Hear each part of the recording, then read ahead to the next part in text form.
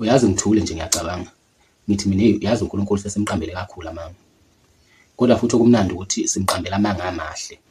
Simnika udumo. Into engifike ngayibuka mina empilweni nje yami kusuka ngaba khona ngize ngibe ngaka.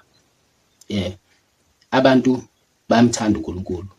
Abantu bamkhonza uNkulunkulu futhi abantu ayikho into abangayenzanga ukuze besondelanise noNkulunkulu. Kodwa abantu kuhambe bebona ukuthi uNkulunkulu akabasizi.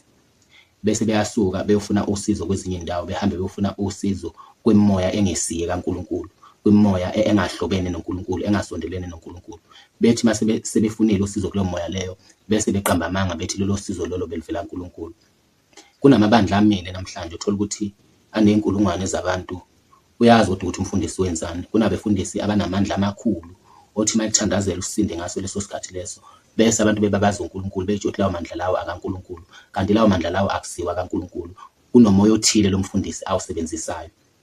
Ziningi izinto esiyibone obonayo ukuthi lana ku-upfrontiwe nguNkulunkulu, lana akusiye uNkulunkulu lo osebenza la. Kufana nomuntu othola ukuthi uyazi yena ukuthi impumelelo yakhe yonke ayenzayo incike emthini.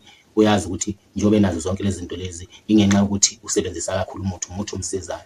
Bese futhi lo muthi lona ezo-upfronta ngoNkulunkulu athi kwenza uNkulunkulu, noma umatanise noNkulunkulu enze ngazuthi lo muthi lo ubusebenzisana noNkulunkulu ngesikhathi umsebenzela, kanti umuthi nje ubusebenzisana neminye imimoya. Mina nje mangase ngitshela iqiniso, angimthandi mina umuntu okholwa kakhulu.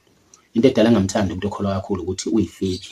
Umuntu okholwa kakhulu isikhathi esiningi usebenzisa amanga, isikhathi esiningi usebenzisa ukuthi kube ngazuthi yena nje ngaso sonke isikhathi uNkulunkulu uhleze emlwela, yonke into ihleze ihamba kahle. Kanti empilweni akunjalo. Kunesikhathi la othi uyambiza ngempela uNkulunkulu, noma ngabe uke wawabona amandla akhe uNkulunkulu, kodwa sikhona isikhathi la othi umambiza khona uNkulunkulu ubone ngempela ukuthi uyakuziba-ke manje uNkulunkulu, ubone ngempela ukuthi uNkulunkulu akakusizi, kuze kufanele ukuthi kuphoqeke manje ukuthi uphume uyofuna usizo ngaphandle.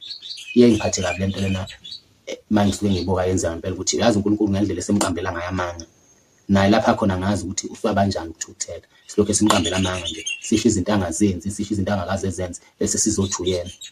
Kufana nomuntu nje enze bonke ububi lokhu bese ethi uzohlulelwa uNkulunkulu. Yonke lento usuke isho ngoba usukazi vele ukuthi uNkulunkulu uzoyithulela nje ngeke esho lutho. Akekho futhi umuntu ozomkhulumela, usuke evika ngalokho yena. Kodwa-ke siye sithi uyeza umhla uphela.